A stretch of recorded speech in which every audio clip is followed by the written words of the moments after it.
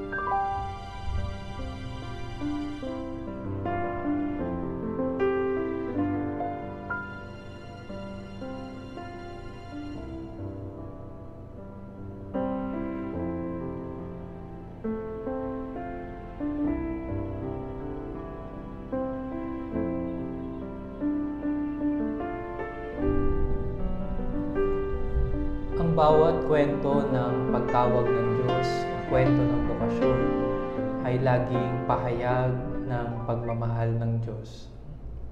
Sapagkat nais ng Diyos na tayo ay tumahak sa isang landasin patungo sa isang buhay na ganap at kasiyasiya, o yaong buhay kabanalan, inaangad ng Diyos ang palagiang pagtugon ng bawat isa sa atin. Sa mga nagdaang usapang bukasyon, naging matingkad ang iba't ibang mga natatanging karanasan ng mga pari, madre, seminarista, mga relihiyoso at relihiyosa. Kaya't sa gabing ito, muli na naman tayong makakapakinig ng isang natatanging kwento ng bukasyon. At ito ay ipahahayag sa atin ng ating panauhing pari, walang iba, kundi si Father Percy Sapin. Father Percy, magandang gabi po muli sa inyo. Magandang gabi uli, Father Randy, sa ating pong mga taga-subaybay sa usapang bukasyon at sa inyo, Earl at Carlo. Bawat bukasyon ay katangi-tangi. Lagi akong namamangha kapag nakakarinig ako ng mga kwento ng bukasyon. Kasi ang bida sa mga bukasyon ay ang Diyos. Kasi kung minsan, napaka-tempting na ipagmayabang natin yung ating pagtawag, yung mga kwento natin. Pero sa totoo lang, kwento ito na ang Diyos ang bida at tayo ay mga instrumento lamang. Nais ko simulan yung kwento ng bukasyon ko nang yung minsan, yung aking pinsan ay yakagin ako na magnobena sa ina ng laging saklolo. Hindi naman talaga ako nagnobena, pagsimba nga, hindi rin regular. Pero nung gabing iyon ay niyakag niya ako. Hanggang sa nagdire-diretso yun sa aming barangay chapel lamang. Sumunod, buwan ng Mayo, iba yung ginawa ng mga leader sa aming chapel ng pag-Flores de Mayo. Nagbahay-bahay sila. At sumama ako sa kanila. Sa pagbabahay-bahay ay sinamahan nila ng Bible sharing. Hindi ko malilimutan yung unang-unang na pagsali ko o pagsama ko doon kasi yung gospel ay tungkol doon sa talinghaga ng manghahasik at ng iba't ibang lupa. Kaya nung narinig ko yun, ang tanong ko, anong uri ako ng lupa? At nagdesisyon ako na gusto ko na maging matabang lupa. Kaya yun, naging aktibo ako, dumadalo kami sa mga seminar sa bayan, sa main parish, pinagbubuti ang kaalaman sa salita ng Diyos, lalo na sa pagdinilay at pagbabahagi nito sa kapwa rin namin sa aming baryo.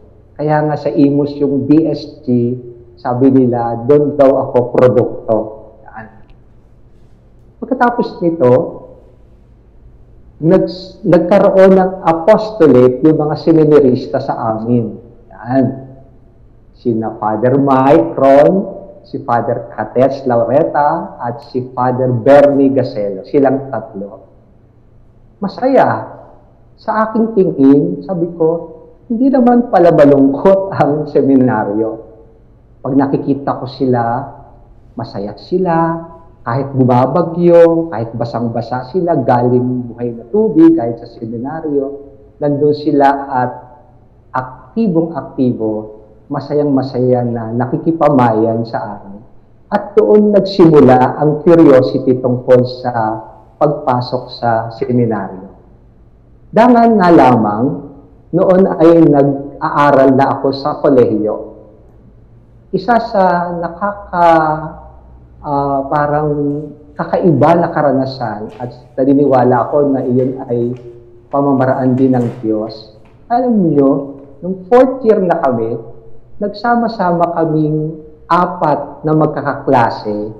Tapos, nung nagkwentuhan kami, pare-pareho kaming parang hindi kami lapat sa kurso namin. Alam mo yun, parang sabi ko, wow, parang dinala ako sa kwarto na ito na pare-pareho kami ng damdamin. Tapos, yung bang nahahati ka na, 4th year na kami, 1 taon na lang, gag-graduate na kami, magiging mga engineer na kami, yung mga pangarap namin dati, parang gano'n, ano? Kaya, pero, nagbigay yun sa akin ng pag-iisip. Sabi ko, parang may something dito, sabi ko. At may gusto akong pagdalhan ng Panginoon. Pakalawa na katangi-tangi sa karanasan ng bokasyon ko ay nung minsan nagkaroon ako ng prayer night. Nagdasal ako. Tapos, alam mo, bigla akong iyak ng iyak. Sa bagay, iyakin naman talaga ako. Pero iba yung gabi na iyon. Hanggang sa, lumabas na lang sa bibig ko, sabi ko, Lord, gusto niyo po ako magpari? Ganon yung lumabas sa bibig ko. Walang iniisip, wala sa kalooban. Bigla yung namutawi sa bibig. Sabi ko sa Panginoon, sige po, Lord, pag-iisipan ko po ito. Kaya, pagkatapos nun, dahil nga nasa kolehiyo ako, sabi ko, pag ako dumating ng 25 years old, papasok ako. Talagang pinramis ko yan. Kasi nga, panganay ako. Tapos alam niyo na, di ba yung pressure ng panganay, tutulungan mo ang magulang, pag-aaralin mo ang mga kapatid mo. Tapos, yung kurso ko, hindi basta-basta, kaya talagang inaasahan ako. Pero hindi ko wala yun sa akin. Hindi ko yun naisip. Basta sabi ko, sige po, Lord, pag 25 years old ako po ay papasok sa seminaryo. Kaya, yung year na magto-25 years old ako, at nagtatrabaho na ako, halos 3 taon ako nagtrabaho after graduation, palihim lahat, yung aking inquiry sa seminaryo, nagbibisikleta ako, papuntang Buhay na Tubig, tapos yung exams ko, tapos yung mga interviews ko, lahat yan palihim. Kahit sa trabaho, nagpapaalam ako, sabi ko, may pupuntahan lang ako. Pero, yun na. At sa huli, ayun, ako ay natanggap. Sa aking tingin, ang plano ng Diyos ay talagang kabangha-mangha. Kaya nung sinabi ko sa mga magulang ko, siyempre, nako, talagang hindi maipinta yung mukha nila. Meron pa nga akong tiyo na, nako, talagang ayaw na ayaw niya. Talagang nag-iyakan pa doon sa looban namin dahil nga dapat daw ay tumulong ako, pero sabi ko ay magpapatuloy ako. Sa huli, natanggap din nila. Natuwa rin ako sa aking mga magulang dahil nirespeto nila yung aking desisyon. Kaya nung nakapasta naman ako, hinatid naman ako ng nanay ko. Pero yung tatay ko, hindi ako hinatid. Kasi parang medyo mabigat yung loob niya. Kapag naalala ko yung aking pagtawag, parang lagi iyan kabangha-mangha. At alam ko, bawat isa sa atin, ganun yung pakiramdam. Kasi nga, balik ako sa sinabi ko, kasi ang Diyos ang bida sa mga bokasyon natin. Kaya, lagi kapag makikinig ka ng kwento ng bokasyon, pati yung bokasyon ko, pag naaalala ko, yun yung laging akin pong parang pinanghahawakan. Ang Diyos ang kumilos nito at tumugon lang ako. Yun po yung aking simple na vocation story na alam ko na bawat isa sa atin may kanya-kanya rin tayong kwento. Maraming salamat po, Father Percy, sa unang bahagi ng ating bahaginan at kwentuhan patungkol po sa pagtawag ng Diyos sa inyo.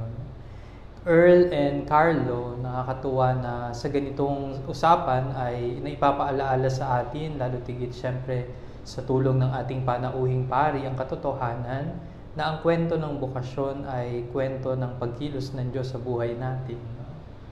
Lagi nating tatandaan na ang Diyos ang tumatawag at hindi tayo ang tumatawag sa sarili natin.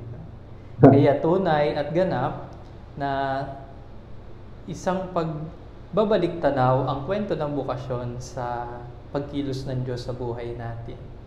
Pangalawa ay gusto kong kuhanin yung karanasan ni Father Percy tungkol sa kanyang pagninilay sa salita ng Diyos.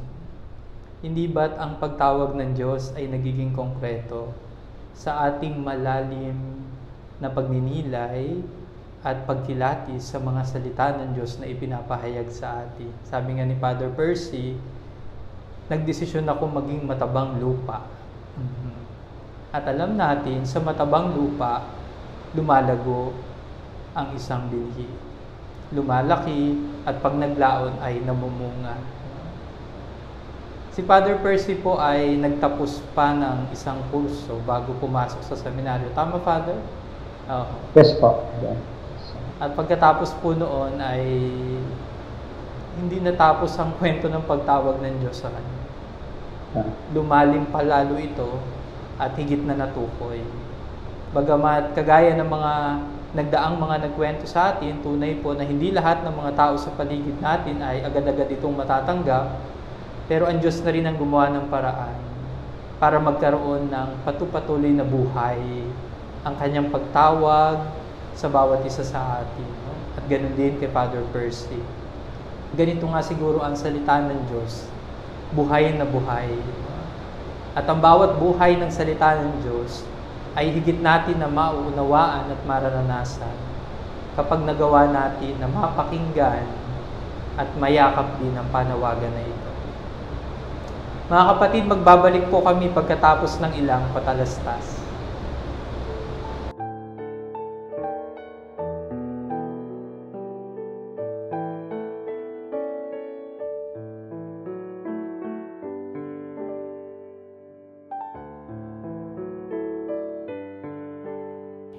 Jesus na aking kapatid, sa lupa namin bumalik.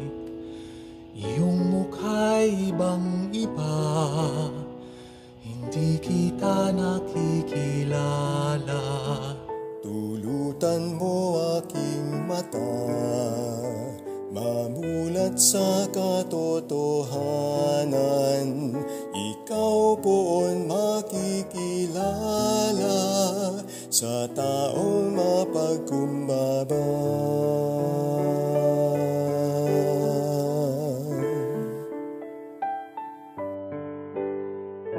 Jesus na aking kapatid, pawisan man ang iyong sapin, patong-patong iyong damit, iyong mukha'y nakatakip din. Tulutan mong aking mata, mamulat sa katotohanan. Ikaw poon makikilala sa taong mapagkumbaba.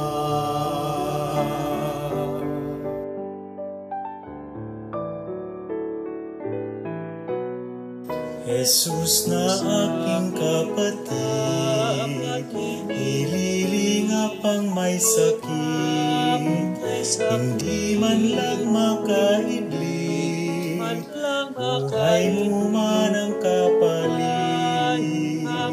Tulutan mo aking mata, mamulat sa katotohanan. Ikaw poon makikilala sa taong mapagkumbaba.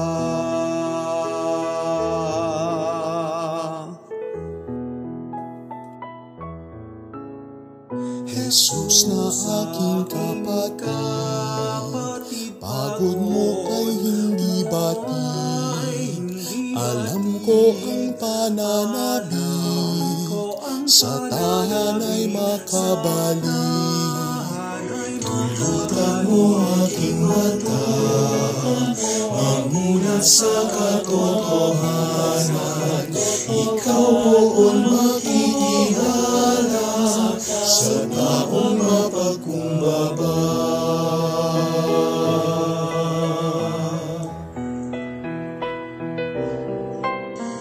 Jesus Jesus na aking kapatid, sa dukha'y nagmamalasakit, at sa kasadain naman, maghapon ka na ang nagbabantay, tulutan mo aking mata, mamulat sa katotohanan, ikaw poon makikilala, ikaw poon makikilala, ikaw poon makikilala, sa taong mapagkumbaba. O aking kapatid, makita ka sa taong mapagkumbaba.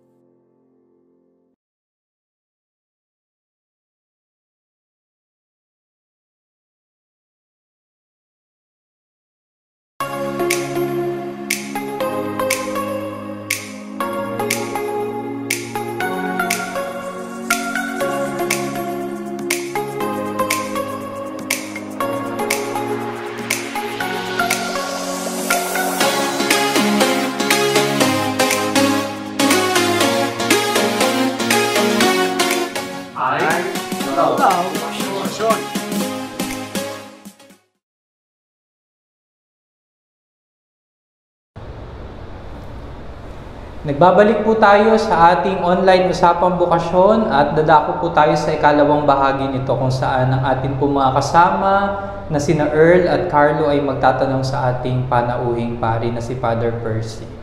Mauna po si Earl.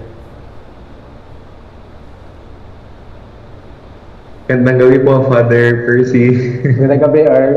Opo, ito na po, nais ko pong itanong sa inyo.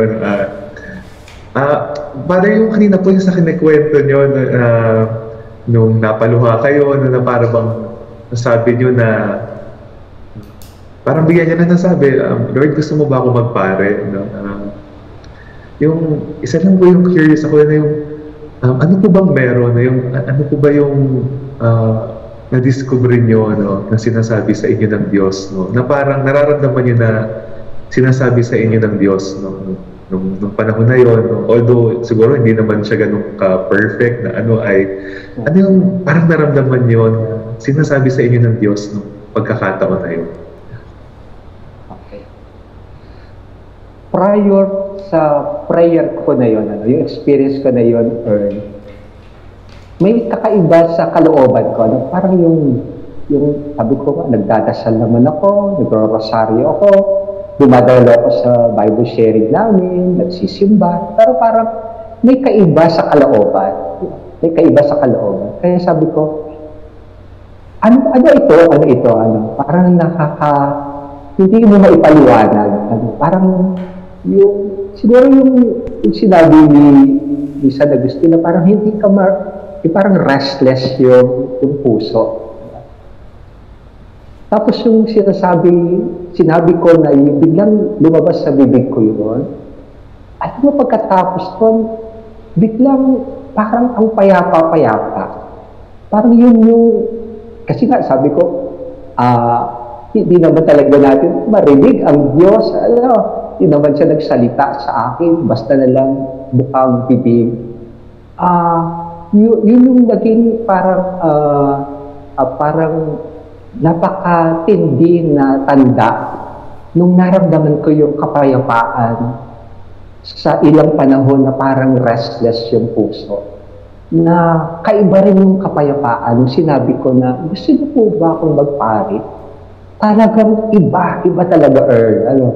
Kaya parang yun ang naging sinyales, kung pwedeng tawagin yun, o tanda nga, sign, na yan, parang yun. Kasi kung sinabi ko na gusto po ba akong mag-asawa, baka siguro lalo ko, hindi ko alam kung ano yung alam mo ibig sabihin, siguro nung pinagtugma yung salita at yung naramdaman. Parang ganun ko lang gustong masagot yung tanong mo, Maraming salamat po, Father. No? um, kasi mga minamahal na kapatid, no? Tama yung sinasabi ni Father, lalo pa kanina sa simula, na yung ang bida sa bukasyon ay ang Diyos. No? Ang Diyos yung nangungusap sa atin, no? Ang Diyos yung nag-initiate sa atin na sa bawat pagtawag, sa bawat pagkilos, sa bawat nangyayari sa ating buhay. Ano yun, kanina habang pinapanood ko nakikinig ako no, dun sa sinasabi ni Father Percy dun sa sagot niya no, na kapag ang salita no, at ang nararamdaman ay nagtugma. Handa tayo na, ito parati ko rin narinig kay Father Percy no, pag nakakasama namin siya, handa tayong i-lay down no, yung cards natin sa Diyos. No? Ang katauhan natin kung sino tayo, wala tayong tatago, wala tayong ikukubli. No? Marahil ay sa mga inaanyayahan ng Diyos, no? Marahil nakikita natin yung sarili natin sa ganitong uri ng buhay. No? Para bang tinatawag tayo ng Diyos no? sa buhay ng pagpapari, ay ang paanyaya rin no? Na dahil ang Diyos ang tumatawag sa atin, wala naman tayong maitatago sa Diyos. No? Ay yung kahandaan din, no? I-lay down ang cards natin na yun. Kung sino tayo sa paghuhubog na ating haharapin, kung tayo man ay papasok sa seminaryo o marahil ay sa kumbento sa mga kababaihan, ay yung kahandaan na ibukas no, ang ating sarili ng buong buo sa panawagang ito. Dahil ang Diyos ang bida at tayo ang kasangkapan ng Diyos para maglingkod sa kanyang bayan. So, muli po, Father, maraming salamat po. Salamat Earl and Father Percy. Ngayon naman ay si Carlo. Good evening po, Father. Magandang gabi, Carlo. Maraming salamat po, Father, sa pagbabahagi niyo po sa amin ng inyong kwentong bokasyon. Father, kanina po, nakwento niyo po na noong kayo ay nasa kolehiyo, nagkakaroon na po kayo ng pagtatanong at pagkakaroon ng realizations na teka, parang hindi ako lapat yung kurso sa buhay ko at sa mga gusto ko. Father, curious lang po ako. Paano nyo po na-realize o paano nyo po nakitang kumilos ang Diyos sa inyong buhay at inanyayahan niya po kayo sa buhay pagpapari, sa buhay ng isang nag-aalay ng sarili?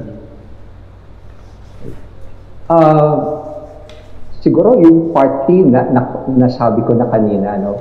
Para bang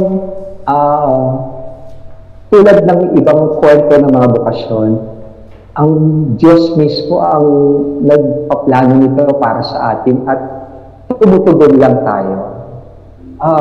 Marahil nagsabay yung aking involvement sa Bible sharing group.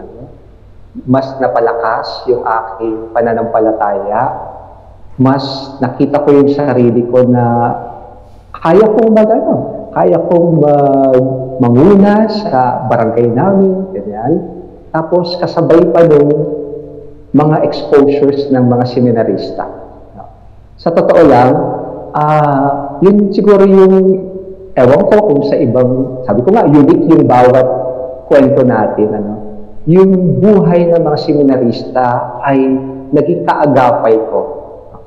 Kaya yung mga seminarista, huwag kayo mapaflatter, tikmok ako sa inyo. Talagang kayo, hindi pari ang naging inspirasyon ko sa pagpasok sa buhay na ito.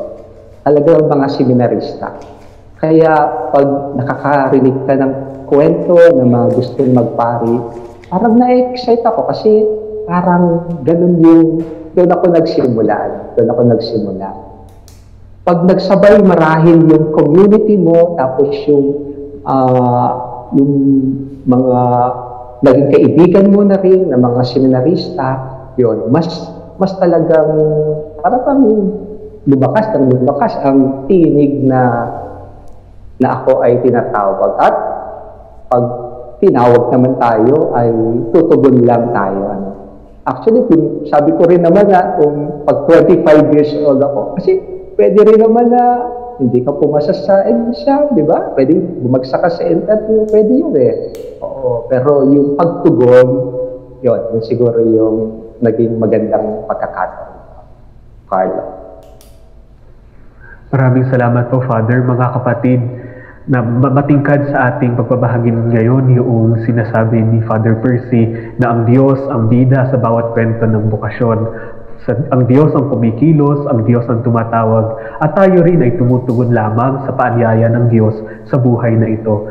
Naalala ko yung kwento ng isang Jesuitang seminarista rin na na-assign siya sa isang foreign land, si Brother Richie Fernando. At marahil isa rin siya sa mga kabataan na naghanap at nagtanong kung ito ba ang buhay para sa akin. At sa pagtuklas niya sa kanyang bukasyon ay sinabi niya na ang buhay ko, ang aking bukasyon ay nakalaan kay Jesus. Natagpuan ko ang aking bukasyon kay Jesus na nagmahal, na nag-alay ng kanyang sarili. At kaya ako tumutugon dahil naramdaman ko yung pagmamahal na to at gusto kong ibahagi ang pagmamahal na ito sa aking kapwa. At kumbinsido ako na ito ang aking bukasyon. Nawa mga kapatid, yung paghahanap natin at pagtatanong sa ating buhay, saan ba talaga ako, ano ba talaga yung bukasyon ko, nawa ay makita rin natin ang kasagutan at ang ating hantungan sa pagtawag ni Jesus, ang mabuting pastol. Muli po ay maraming salamat, Father Percy, at magandang gabi po sa inyong lahat. Salamat, Carlo and Father Percy. Dalawang bagay po ang nagiging matingkad sa ating kalawang bahagi ng usapang bukasyon. Yung katotohanan, una, na ang pagtawag ng Diyos ay nagagawa nating unti-unting maunawaan, maramdaman at maranasan sa isang malalim na karanasan ng buhay panalangin. Matingkad po yan sa sharing ni Father Percy. Yung sinasabi po niya na dati yung mga pagsama niya sa nobina, sa mga Bible sharing, tapos yung personal prayer period niya, na kung saan doon niya naramdaman yung kapayapaan ng kalooban, natataming karanasan ng panalangin na parang hindi nangyayari sa ilang mga karanasan ng panalangin, pero ang isang katangi-tanging panalangin ay yung maramdaman na yung salita nagkakaroon talaga ng buhay, no? Nagkakaroon ng kaganapan, no? At merong ipinag-aanyaya ang Diyos. No? Kaya sa mga kabataang nakikinig sa atin ngayon, kapag kayo nagdarasal, namnamin natin yung panalangin. Dahil mayroong ipinag-aanyaya ang Diyos sa atin. Lalo na dun sa mga unti-unti na nakikita ang kanilang mga sarili na nagiging bukas din sa panawagan ng Diyos. Mas marami pang dasal. Dahil ang bawat karanasan ng panalangin ay karanasan ng pangungusap ng Diyos sa atin. Higit kaysa sa pangungusap natin sa Diyos. Sapagkat sa tuwing tayo nagdadasal, nagkakaroon tayo ng pagkakataon na hayaan ng Diyos na manahan at magpadama ng kanyang pagmamahal at presensya sa atin. Kaya sa kabila ng ganung karanasan, no, doon natin nakikita yung pagkamangha. No, Panginoon, gusto mo po ba? Parang meron ka pang higit na ipinag-aanyaya sa akin. No?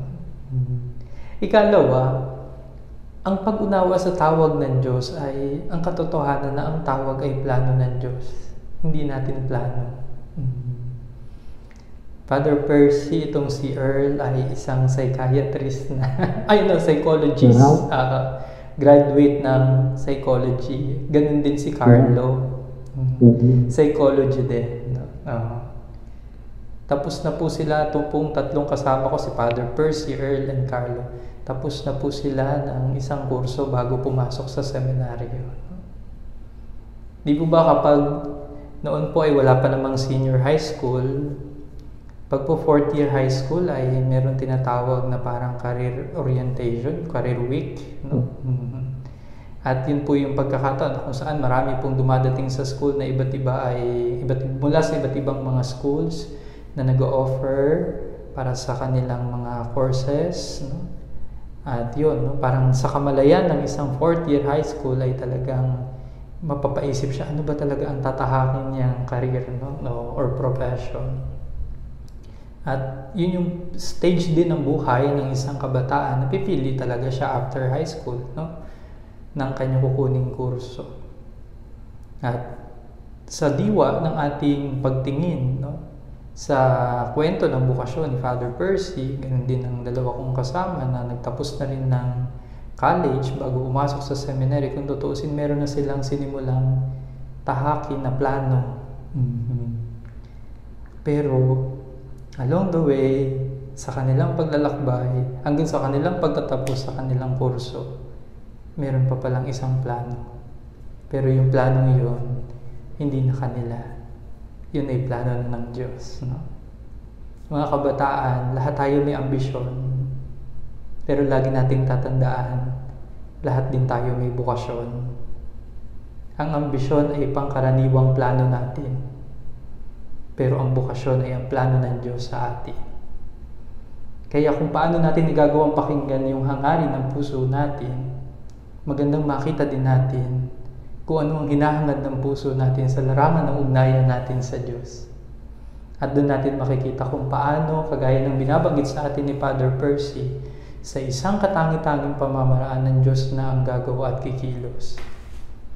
Sino ba namang mapapaisip na sa kanilang lugar doon sa Tansanluma ay makikilala niya sina Father Mike Crow noon na seminarista pa.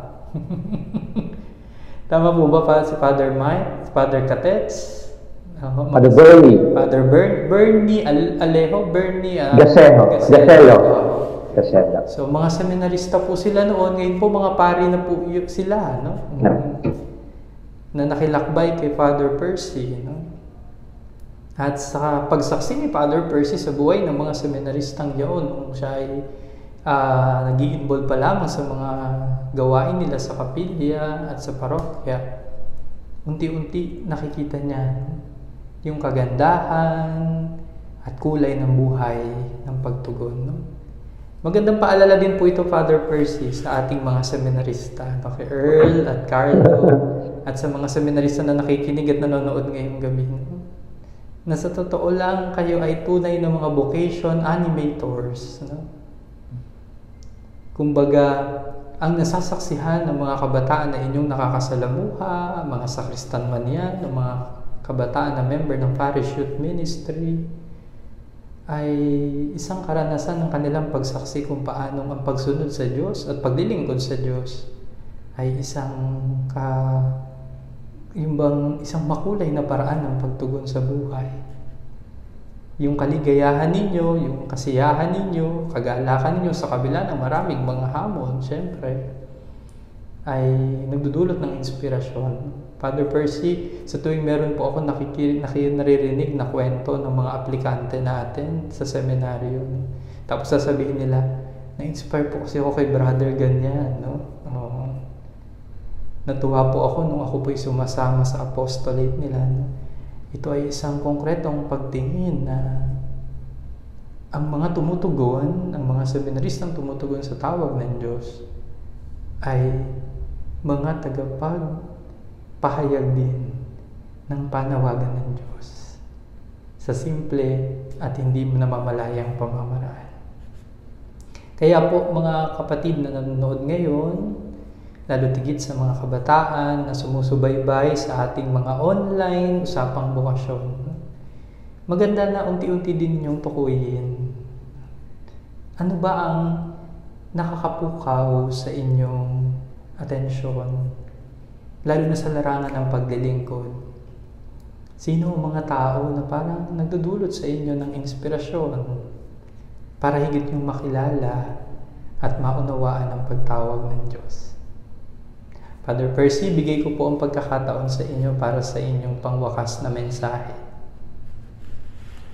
Okay, muli salamat po sa pagkakataon na makapagbahagi ng kwento ng bukasyon. Para po siguro sa aking panghuling mensahe, yung panahon po natin ngayon ay lalo na po sa mga kabataan na naghahangad o may nararamdaman sa buhay, pagpapari o relihiyoso man iyan o relihiyosa. May pagkakataon po kayo para maibukas yung sarili nyo.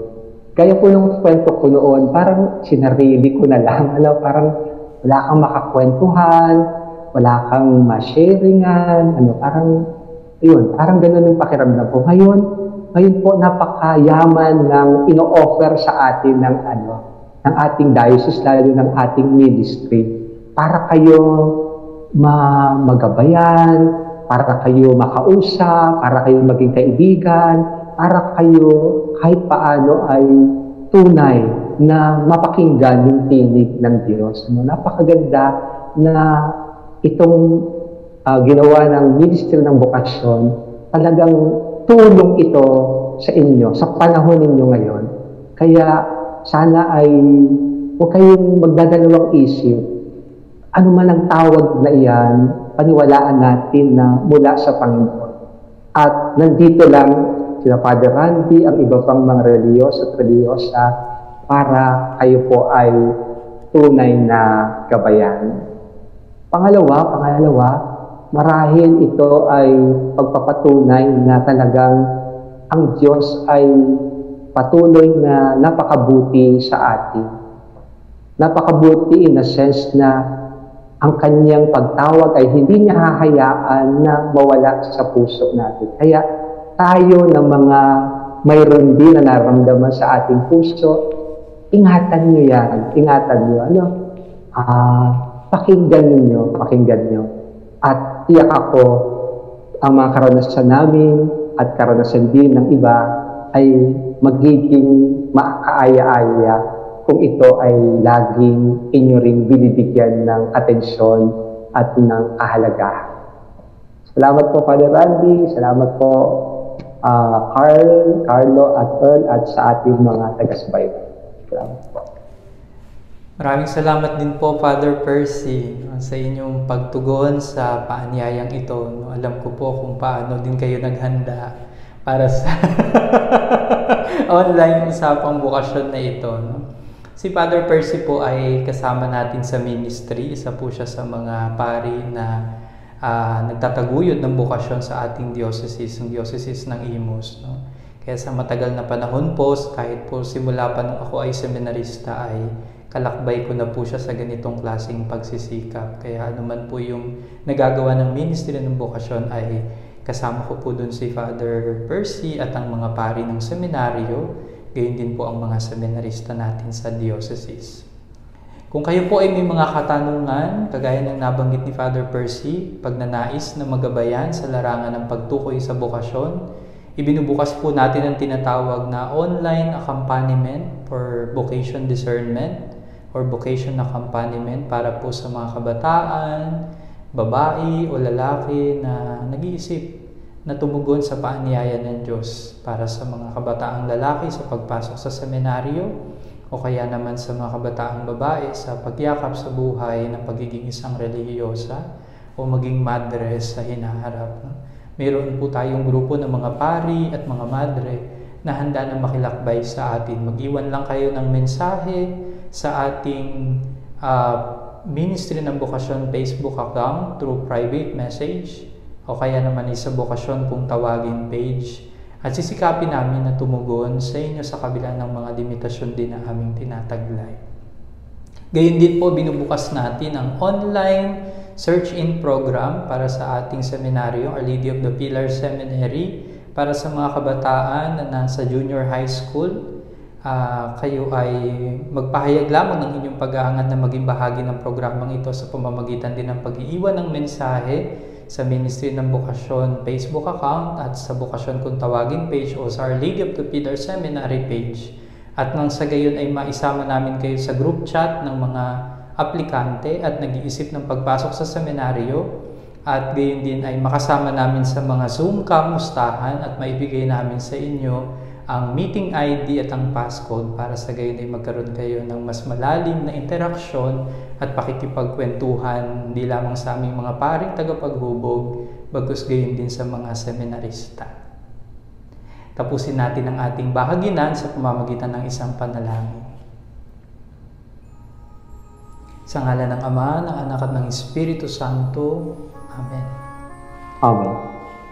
Mapagmahal na Ama, nagpapasalamat kami sa biyaya ng panibagong pagkakataon na kung saan ay Binigyan mo kami ng kakayahan na muling ipahayag ang iyong mga pagkilos sa aming buhay sa larangan ng iyong pagtawag. Tunay at ganap na ang kwento ng aming bukasyon ay kwento ng iyong pagkilos sa aming buhay, kaya tunay na ikaw ang bida sa buhay namin. Idinadalangin namin na nawa sa kabila ng ganitong mga mapanghamong sitwasyon na aming nararanasan sa kasalukuyan, kami ay patuloy na makatugon sa iyo.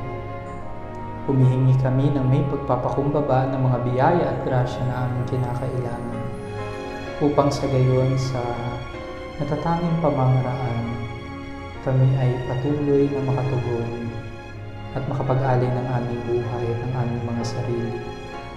Magsuko ka pa naman ng mga kabataan na magiging bukas sa iyong panawagan at buong pusong maglilingkod para sa iyong sambayanan. Ang lahat na ito inihiling namin sa pamamagitan ni Jesucristo kasama ng Espiritu Santo magpasawalang hanggan. Amen. Amen. Hilingin natin ang pagwakas na pagbabasbas sa ating panauhing pari. Sumainyo ang Panginoon. At sumain niyo rin. Makapangyarihang Diyos, Ama, at Anak, at Espiritu Santo. Amen. Amen. Maraming salamat po, Father Percy. Mga kapatid, lagi po ninyong tatandaan, mayroong bukasyon kung tawagin. Ito po si Reltan, ang inyong kalakbay sa pagtugon. Ito po si Carlo Manaluan, ang inyong kalakbay sa pagtugon. At ito po si Father Randy De Jesus, ang inyong kalakbay sa pagtugon. Stay at home. Stay safe. And stay with Jesus. I Love. Bukasyon. Maraming salamat po at magandang gabi sa inyong lahat. We would like to thank our following sponsors: